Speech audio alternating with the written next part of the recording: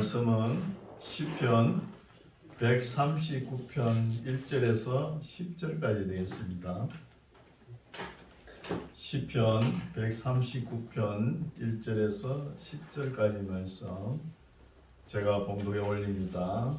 139편 1절 여호와여 주께서 나를 감찰하시고 아셨나이다. 주께서 나의 안고 일었음을 아시며 멀리서도 나의 생각을 통촉하시오며 나의 길과 눕는 것을 감찰하시며 나의 모든 행위를 익히 아시오니 여호와여 내 혀의 말을 알지 못하시는 것이 하나도 없으시니이다. 주께서 나의 전우를 들으시며 내게 안수하셨나이다. 이 지식이 내게 너무 기이하니 높아서 내가 능히 미치지 못하나이다. 내가 주의 신을 떠나 어디로 가며 주의 앞에서 어디로 피하리까? 내가 하늘에 올라갈지라도 거기 계시며 음부에 내 자리를 펼지라도 거기 계시니이다. 내가 새벽 날개를 치며 바다 끝에 가서 거할지라도 곧 거기서도 주의 손이 나를 인도하시며 주의 오른손이 나를 붙드시리이다. 아멘. 할렐루야. 반갑습니다. 네. 오늘도 우리 하나님께서 건강을 주셔서 주님 전에 나와 예배를 드릴 수 있는 것이죠. 하나님 사랑합니다. 하나님 사랑합니다. 우리도 하나님을 사랑해야 됩니다. 자, 옆에 분과 또 우리도 사랑해야 되죠. 사랑합니다. 사랑합니다. 사랑합니다. 사랑합니다. 감사합니다. 사랑합니다. 네, 오늘 말씀은 설교 제목이 하나님의 편재입니다. 하나님의 편재. 우리가 하나님이라 그러면은 항상 하늘님인가 하늘에 계시는가? 우리는 맨날 땅에 있으니까 그렇죠. 또 주기도문 보면은 하늘에 계신 우리 아버지, 하늘에 계신 것도 맞죠. 이거는 신앙이 아주 초보적인 단계 때 이렇게 생각할 수 있어요. 이제 교회 다닌 연수가 좀 있고 그러면은 하나님은 안 계신 곳이 없다 이거죠. 네. 그래서 하나님은 편재, 네. 여기에 대해서 오늘 말씀이 되는 거예요. 그래서 우리의 하나님은 이 우주 만물에 편만하게 거하신다는 거예요. 그럼 우리 눈에는 또 안 보이시죠? 네. 안 보이시지만 하나님께서 감찰하시고 우리의 삶을 인도하신다는 말씀이 오늘 나옵니다. 네. 139편 1절 여호와여 주께서 나를 감찰하시고 아셨나이다. 전지전능하신 하나님께서 우리를 창조하셨는데 우리의 삶을 감찰하시고 모든 것을 하나님의 시야에 다 감찰하신다는 것이죠. 이것을 다윗이 어떻게 깨달았는지 대단한 깨달음이죠. 그러면서 이렇게 영장으로 한 노래라 그러면서 다윗의 시라는 제목이 있지 않습니까? 2절 주께서 나의 안고 일어섬을 아시며 멀리서도 나의 생각을 통촉하시오며 우리의 안고 일어선 생각까지 하나님께서 다 알고 감찰하신다는 거예요. 우리 사람은 사람들과의 관계에서 다른 사람이 어떤 생각을 하는지 모르죠. 또 우리 생각을 나쁜 거 있잖아요. 이런 것은 다른 사람에게 감추려고 하죠. 안 그런 척 했더래요. 이런 노래 가사도 있잖아요. 감추려고 합니다. 그러나 우리가 하나님 앞에서는 감출 수가 없다는 거예요. 모든 것을 다 알고 계시다는 것이죠. 우리가 왜 그랬냐 하면은 사람의 속마음을 우리 사람이 다 알 수가 없는 거예요. 그것도 큰 은혜입니다. 어떤 분이 하나님께 은사를 달라 그러기를 사람의 속, 마음, 생각까지 알 수 있는 은혜를 주시옵소서 하나님께 구했는가 봐요. 그걸 하나님께서 주셨대요. 주니까 일어나 보니까 사람들 만날 거 아닙니까? 저 사람이 오늘 하루에 어떤 생각을 하고 어떻게 행동할 것이다 아는 거예요. 여러분 그 신통하고 아주 좋은 은사 같죠? 아주 힘듭니다. 사람의 마음이 항상 옳고 사랑하고 기쁘고 즐겁고 이런 마음만 가지면 얼마나 좋겠습니까? 그러면은 사람의 생각을 알아도 좋지요. 그러나 사람 생각 내면은 어때요? 시기와 질투와 거짓과 오만과 교만과 불순과 우리의 죄악 덩어리가 다 나타나는 거예요. 그래서 하나님께 은사를 구한 그분이 하나님 아버지 내가 감당을 못합니다. 이 은사를 거두어 가시옵소서 다시 기도했대요. 우리가 모르는 것은 그냥 모르게 지내야 되는 거예요. 사람이 어떤 나쁜 짓 하는 거 그거 다 알고 있는데 어떻게 생활을 할 수 있습니까? 하나님 앞에 어떻게 바르게 살면 되는데 그렇지 못하잖아요. 그렇죠? 그러나 사람은 생각을 우리가 다 모르지만 하나님은 우리의 생각, 다윗이 나의 생각을 통촉하시오며 나의 길과 눕는 것을 감찰하시며 나의 모든 행위까지 익히 아시오니 4절 여호와여 내 혀에 말을 알지 못하시는 것이 하나도 없으시니이다. 말하는 것까지 행동, 생각까지 다 알고 계십니다. 이런 거 우리 믿음으로 받아들여야 돼요. 하나님 뭘 봐? 네? 이 숨어서 뭐 속닥속닥 죄를 짓는 거 하나님 모르시겠지? 왜 몰라요? 다 압니다. 그러니까 우리가 어디서 무엇을 하든 간에 어떤 행동을 하든 간에 말을 하든 간에 경건을 잃지 말아야 되는 거예요. 경건을. 5절 주께서 또 나의 전후를 두르시며 내게 안수하셨나이다. 우리의 인생길 앞과 후를 모든 것을 두르시며 내게 안수하셨나이다. 이 지식이 앞에 다 나왔죠. 감찰하시고 생각하시고 행위를 하시고 우리가 말하는 것까지 우리 인생길 전후 모든 것은 이 아는 하나님의 지식이 내게 너무 기이하다는 거예요. 기이하니 너무 높아서 내가 너희 미치지 못하나이다. 너무 높아나니까 다윗이 신앙 고백이죠. 우리 사람이 뭘 안다고 해도 하나님의 세계는 완전히 알 수가 없습니다. 유한한 인간의 생각으로는 무한한 하나님의 세계를 온전히 이해를 하지 못한다는 거예요. 그렇기 때문에 우리에게 하나님께서 주신 말씀이 뭐예요? 믿음이란 단어를 주신 거예요. 모르니까 믿는 거예요. 믿음이 중요하죠. 7절 내가 주의 신을 떠나 어디로 가며 주의 앞에서 어디로 피하리까? 내가 하늘에 올라갈지라도 거기 계시며 음부에 내 자리를 펼지라도 거기 계시다는 거예요. 코람되어 하나님의 면전에서 우리가 삶을 살아가는 것처럼 이렇게 살아야 될 줄 믿습니다.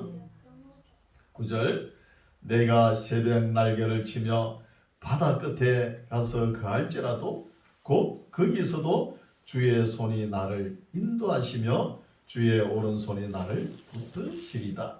내가 혹시 말하기를 흑암이 정녕 나를 덮고 나를 두른 빛은 밤이 되리라 할지라도 주에게서는 번역이 좀 잘못됐죠. 주에게서는 에게는 낮춘 말입니다. 높인 말이 아니에요. 다르게 번역하면 깨가 들어가야 되죠. 주께서는 흑암이 숨기지 못하며 밤이 낮과 같이 빛이 나니, 여기도 주의견이죠. 주께는 흑암과 빛이 일반인이다 하는 것이죠. 하나님 앞에는 우리가 밤이라고 또 낮이라고 어두컴컴하다고 죄를 짓고 그 하나님 못 보시는 게 아니다는 거예요. 13절 주께서 내 장부를 지으시며 나의 모태에서 나를 조직하셨나이다. 장부, 5장 6부라 그러죠. 우리 인체공학으로 보면은. 근데 5장이라 그러면은 폐장, 심장, 신장, 간장, 비장 5장이라 그러죠. 오늘날은 여기에 더 보태네요. 췌장도 있잖아요. 또 더 보태면은 뇌까지 있잖아. 머리 뇌까지. 또 6부는 보면은 그죠? 위, 소장, 대장, 담낭, 삼초, 방랑 이래 나오잖아요. 7장 6부가 맞는 거예요. 7장 6부가 5장 6부보다 우리 인체 공학을 보면 이렇게 하나님께서 디자인을 해놓으신 것이죠. 근데 예수 안 믿는 사람 의사들 있잖아요. 의사들도 참 조물주가 우리 인체 공학을 보니까 기똥차게 만들어놨다는 거예요. 하나님을 부정하면서도 그 하나님이 만드셨다는 그걸 모르는 것이죠. 그래서 우리 인체를 보면은 신묘막측합니다. 인체를 보면은 그런 말씀이시죠. 13절 주께서 내 장부를 지으시며 나의 모태에서 나를 조직하셨나이다. 내가 주께 감사하오면 나를 지으심이 신묘막측하심이라. 주의 행사가 기이함을 내 영혼이 잘 아나이다. 참 신묘막측하지요. 우리 인체를 보면 또 5장 6분만 있습니까? 헬관을 보십시오. 얼마나 세밀하게 창조하셨습니까? 여러분 남자들이 군에 가잖아요. 군에 가면은 참 지금은 군 생활이 좀 세련돼 가지고 군복도 옷에 착착 맞는 거 입잖아요. 이보다 먼저 군 생활 하신 분들은 옷도 뭐 큰 거 주면 큰 거 그대로 입고 작은 거 주면 작은 거 그대로 신고 그러면서 군 생활을 했지 않습니까? 그 옷이 떨어지잖아요. 떨어지면은 솜씨가 있는 사람은 이렇게 바느질을 촘촘하게 해가지고 이쁘게 하는 남자들도 있어요. 그러나 대개 보면 어때요? 바느질을 못 하잖아요. 그럼 떨어진 데를 어떻게 해요? 안쪽으로 해가지고 그냥 뭉쳐버리죠. 뭉쳐가지고 주물도 만들어 버리잖아요. 그럼 그걸 입고 댕겨 보십시오. 얼마나 안에서는 걸리고 얼마나 보기 안 좋아요. 그런 것처럼 우리 사람 보고 아들과 딸을 만들어 보라 그래요. 아마 고구마같이 메주같이 만들 거예요. 만들 수 있어요? 여러분 요즘 아들, 딸들, 손자, 손녀들 보면은 얼마나 이뻐요. 그래 잘생기고 이쁜 자녀들이 나올 수 있을까요? 이게 우리 인체에 하나님의 디자인이 들어간 거예요. 인체에. 이 유전자 행질 변화될 수 있는 디자인을 하셨다는 것이죠. 그렇기 때문에 아니 자녀들 예쁜 얼굴 보면은 부모님 보면은 별거 아니죠. 그렇잖아요. 그렇게 만들 수 있어요? 하나님께서 우리 체내에 다 행질, 유전자를 디자인 해놨다는 것이죠. 이런 것도 신묘막측하죠. 15절 내가 은밀한 데서 지음을 받고 땅의 깊은 곳에서 기이하게 지음을 받은 때에 나의 행체가 주의 앞에 숨기우지 못하였나이다. 내 형질이 이루기 전에 주의 눈이 보셨으며 나를 위하여 정한 날이 하나도 되기 전에 주의 책에 다 기록되었다는 거예요. 이것을 다윗이 어떻게 깨달았는지, 그렇죠? 하나님의 창조와 영광을 다윗의 깊은 신앙 속에 자기의 신앙 고백이 되는 거예요. 그렇죠? 우리도 하나님을 잘 경외하면은 다윗보다 더 이렇게 하나님의 말씀을 기록할 줄 알아야 되는 거예요. 17절 하나님이여 주의 생각이 내게 어찌 그리 보배로운지요 그 수가 어찌 그리 많은지요 내가 세려고 할지라도 그 수가 모래보다 많도소이다. 내가 깰 때에도 오히려 주와 함께 있나이다. 하나님이여 주께서 정령이 악인을 죽이시리이다. 피 흘리기를 즐기는 자들아 나를 떠날지어다. 저희가 주를 대하여 악하게 말하며 주의 원수들이 헛되이 주의 이름을 칭하나이다. 여호와여 내가 주를 미워하는 자를 미워하지 아니하오며 주를 치러 일어나는 자를 하나지 아니하나이까. 내가 저희를 심히 미워하니 저희는 나의 원수니이다. 하나님이여 나를 살피사 내 마음을 아시며 나를 시험하사 내 뜻을 아옵소서. 내게 무슨 악한 행위가 있나 보시고 나를 영원한 길로 인도하소서 하는 거예요. 영원한 길로. 하나님의 창조 영광을 다윗이 신앙 고백하면서 나는 하나님의 영원한 길로 가고 싶다는 거예요. 하나님을 찾으면서. 이거는 예언 때 초등학교 한 2학년 정도 될 거예요. 그 부모님과 뭐 열차를 탔겠죠. 열차를 타면 앞에 의자를 제키면 양쪽으로 마주 볼 수 있죠. 마주 보면서 이제 가는데 이 꼬마 아이가 자기 호주머니에서 뭘 꺼내는 거예요. 뭘 꺼내고 자 그러면서 꺼내면서 좀 고민을 했던가 봐. 먹을 건가 봐요. 그 참 먹기에 민망하죠. 앞에서 보는데.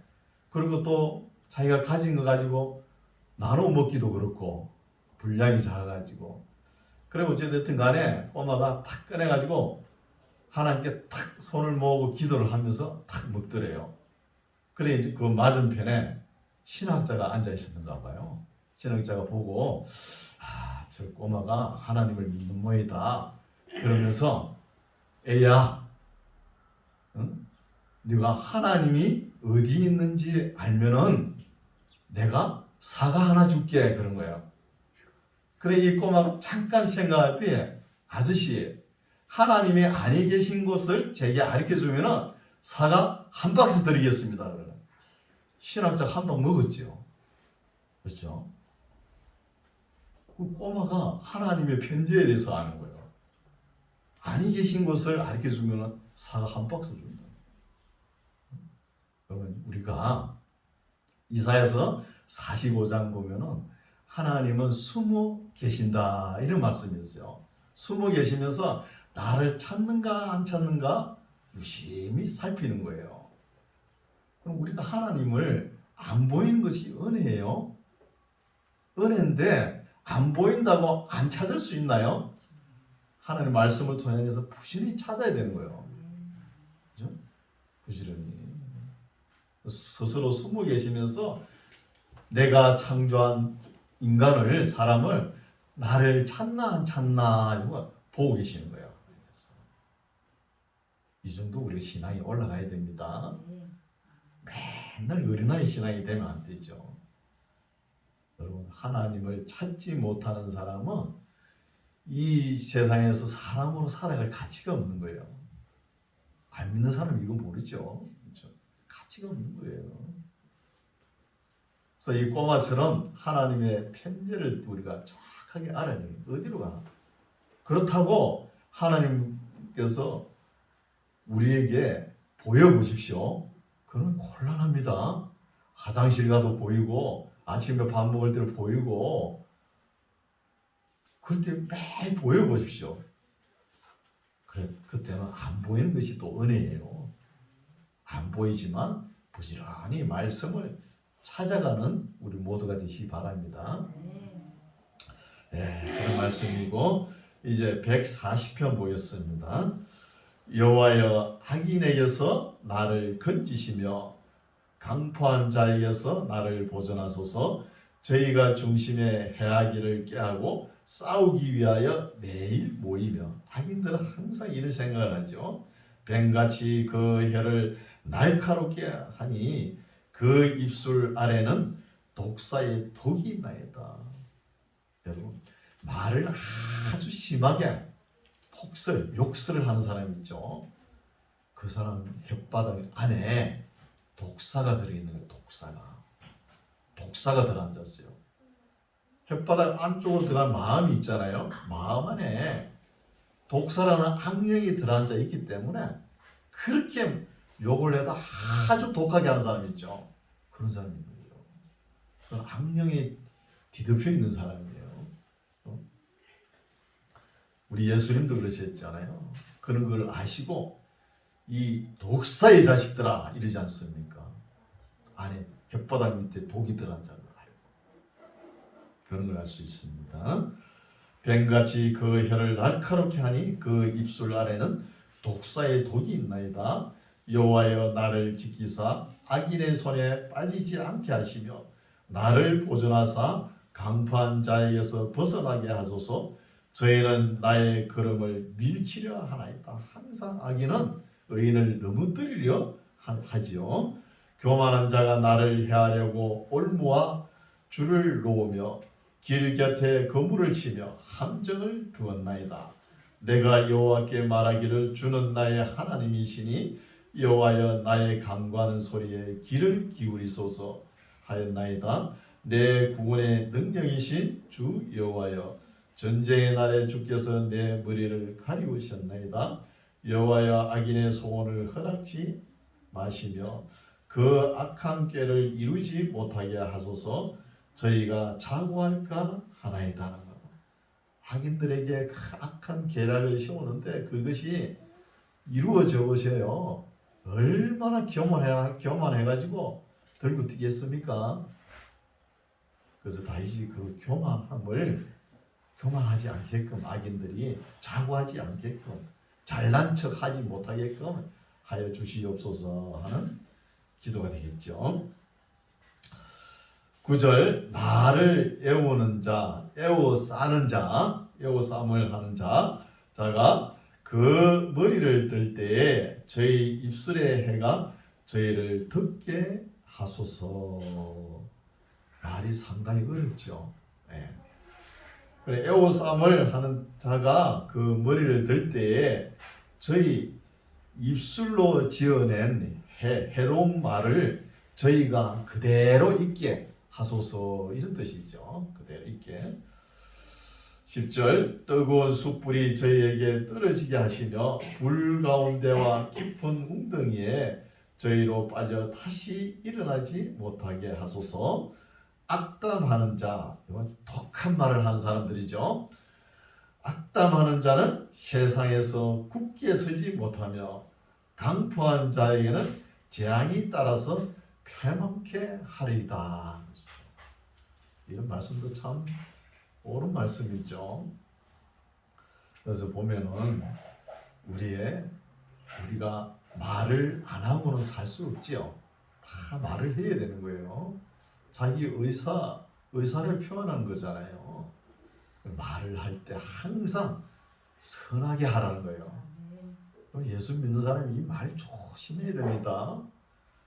목사들 간에도 말 때문에 싸움이 되는 거예요. 듣기에 해석하기 때문에 싸움이 되는 거잖아요. 노예인이 총회 가보시오. 왜 싸웁니까? 말 때문에 싸워요. 말 때문에. 총회도 가면 말하는 사람은 하는 거예요. 점잖은 사람은 말도 안 하고 가만히 있는데 말이에요. 점잖지 못해요. 그런 것이죠. 노예도 가면 말하는 사람 말하고 말 못하는 사람 바보로 취급하고. 누가 말 못해가지고 그런 사람 있어요. 집에 가보시오. 얼마나 말 다 잘하는데. 말을 안 해서 그렇지. 아껴서 그렇지. 그래서 칼은 있죠. 아무리 우리에게 상처를 주고 생명을 앗아갈 수 있지만 3m 멀리 있으면 안전합니다. 말은 어때요? 지구 반대편에서도 사람을 해칠 수 있다는 거예요. 그만큼 무서운 거예요. 말이.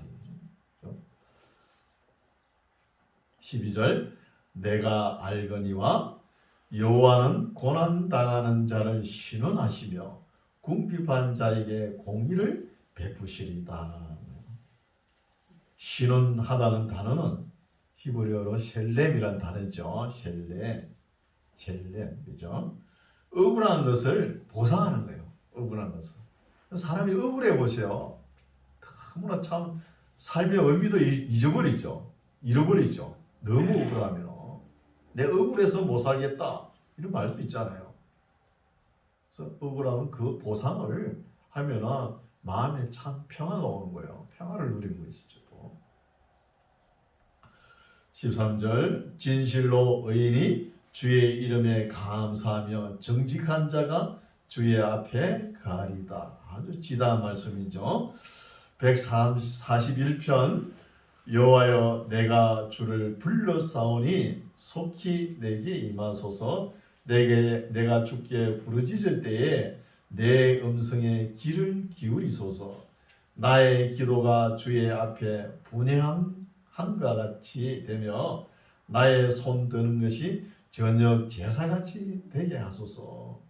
이런 말씀도 우리가 참 귀담아 들어야 되죠. 우리가 참 급할 때는 여러분 베드로가 예수님 만날 때 바다 위에서 그죠? 예수님 주님이시다 하면서 바다 위로 걸어올 때 몸은 점점 내려가잖아요.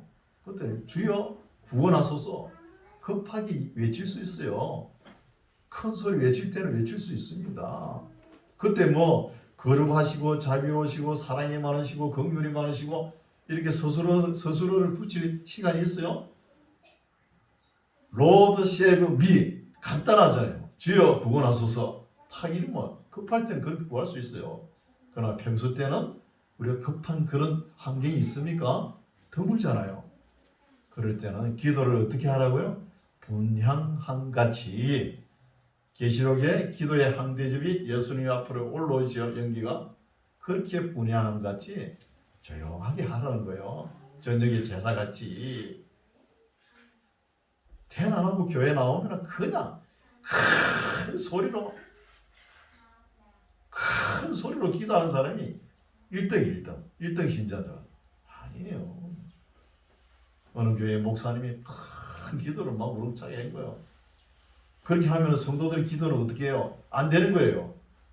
그 다음에 또 사모님이 또 기도를 크게 하니까 목사님 기도가 안 되는 거예요. 사모님 너무 크게 해버리니까. 그리고 좀 있다가 여자 전도사가 들어왔는데 전도사 기도가 얼마나 큰지 막 목사님하고 사모님 기도를 압도해버린 거예요. 그 전부 다 뭐 기도를 안 되는 거잖아요. 성도들은 어때요? 뭐 기도 못하는 거지. 큰 소리 하고 싶으면 골방에 들어가서 막 방언을 하든지 마음대로 하라는 거예요.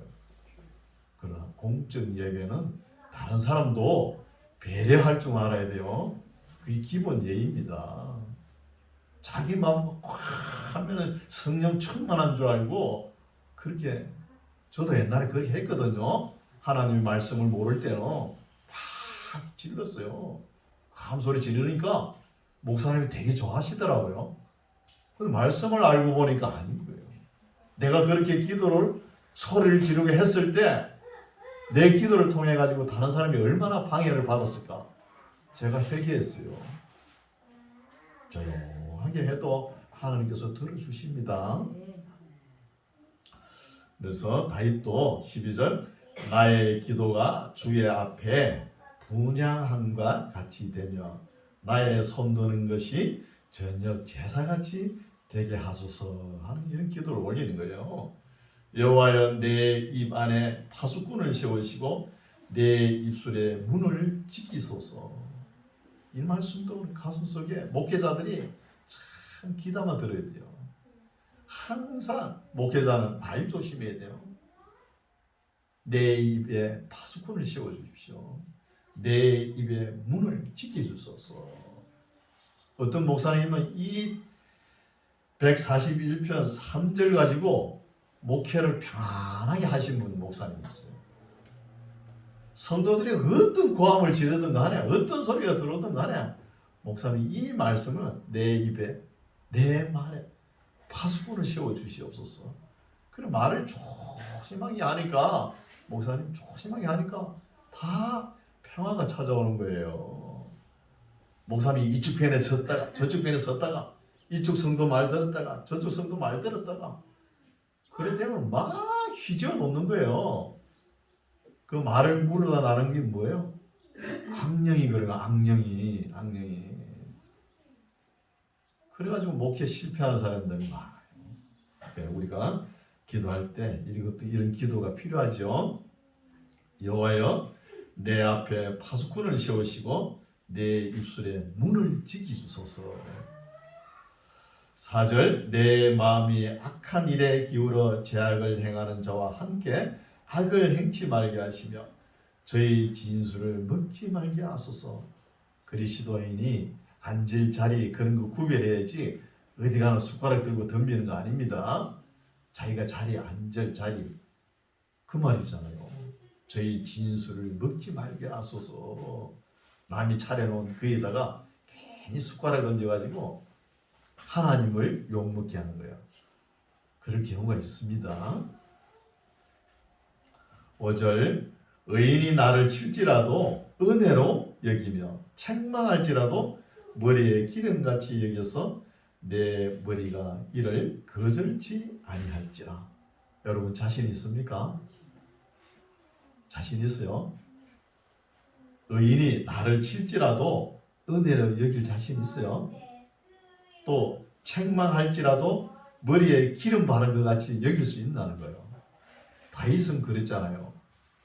다윗이 바세바 사건으로 바세바는 그 여인을 취하고 그 바세바 남편 우리야 장군을 최전방에 내보내가지고 죽여가지고 완전 죄를 은폐하려고 그랬잖아요.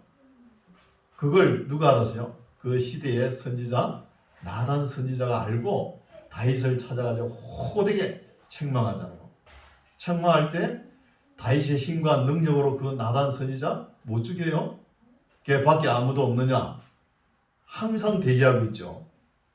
그러면 보자기 싹 가져가지고 나단 선지자 싹 덮으셔가지고 일괄 처리할 수 있어요. 그러지 않았다는 거예요. 나단이 책망하고 이러니까 그 말씀을 바르게 받아들이고 회개하지 않습니까? 그래서 다윗이 용서하고 다윗의 왕의 혈통이 솔로몬까지 이어지는 거예요. 정직하고 성실하니까 죄를 지을 수 있습니다. 하나님 앞에 철저하게 회개하라는 거예요. 이런 것을 알 수 있죠. 의인이 나를 칠지라도 은혜로 여기며 책망할지라도 머리에 기름같이 여겨서 내 머리가 이를 거절치 아니할지라. 저희의 죄는 중에라도 내가 항상 기도하노다 하면서 대단한 결심이죠. 결단이고. 6절, 저희의 관장들이 바위 곁에 내려 던지었도다. 내 말이 달무로 무리가 들으리로다. 사람이 바카라 흙을 부스러 뜨린 같이 우리의 해골이 음부문에 흩어졌도다. 다윗이 어려울 때 어려운 상황을 이렇게 표현하는 것이죠. 주 여호와여, 내 눈이 죽게 향하며 내가 죽기에 피하오니 내 영혼을 빈궁한 대로 버려두지 마옵소서.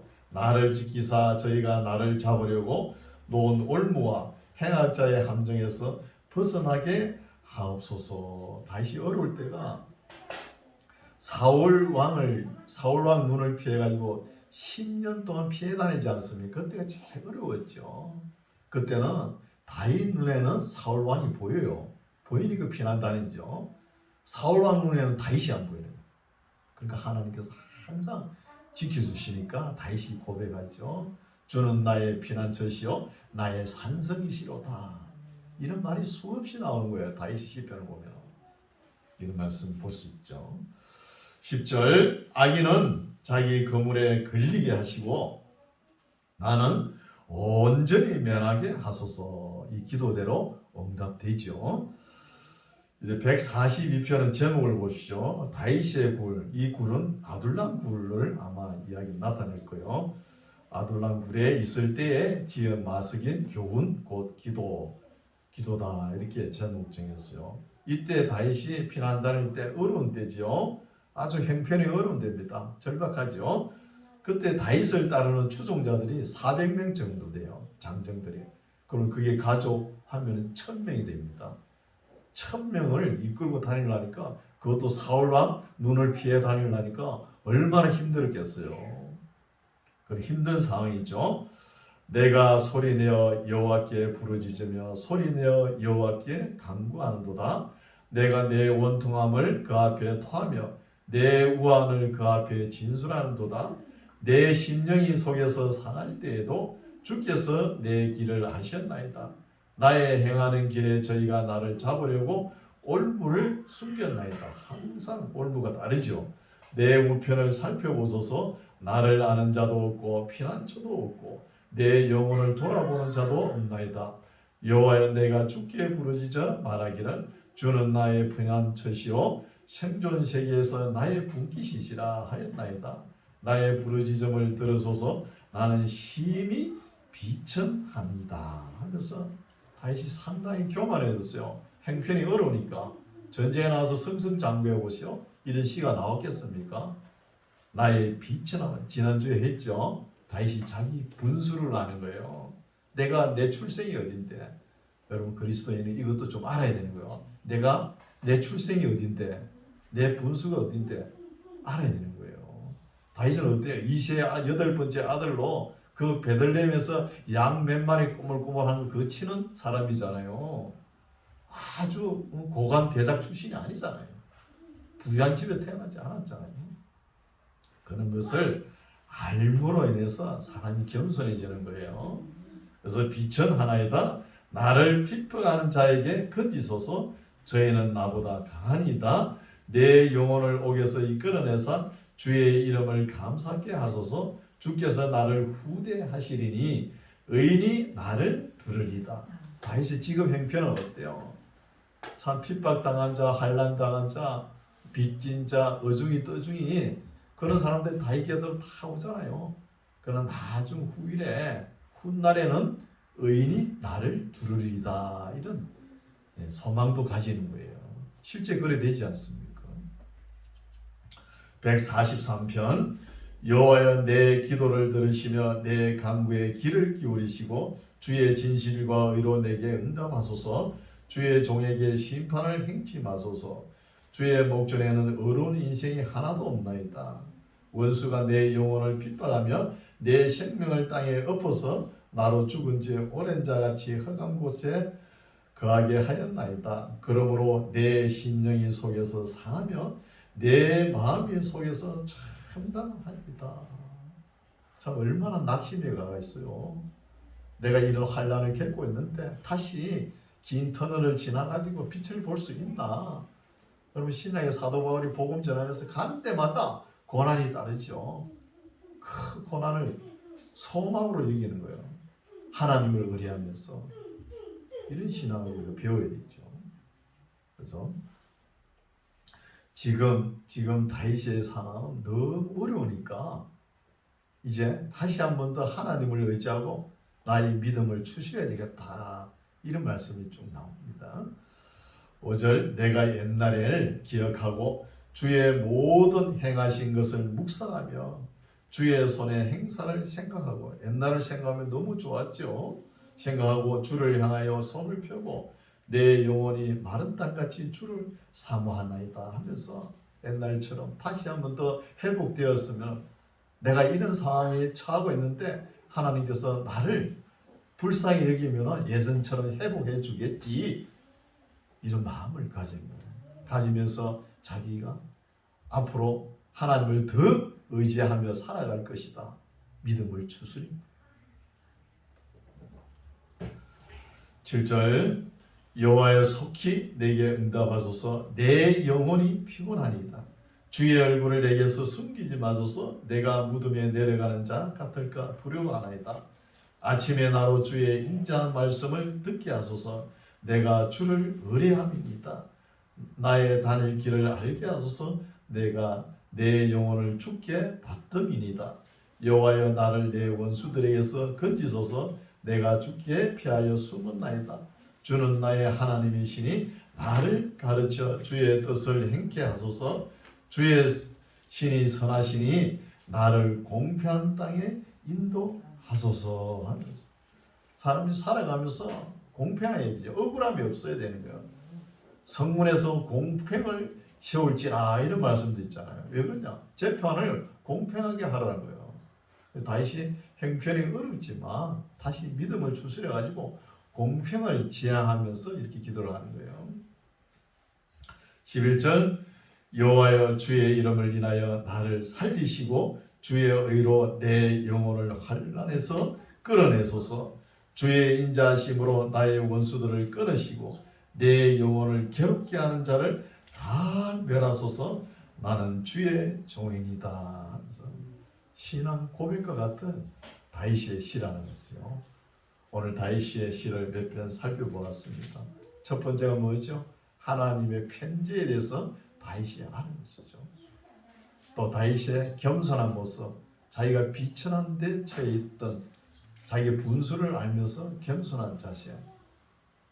그러면서 자기가 어려운 환경에 있을 때 믿음을 추스리면서 하나님 이거 하나만큼은 꼭 이루어졌으면 좋겠습니다 하는 것이 공평이죠. 공평 하나는 이루어졌으면 좋겠습니다 하는 다윗의 마음이 담겨 있는 거예요. 자, 말씀을 정리합니다. 우리 하나님은 아니 계신 것이 없으시죠.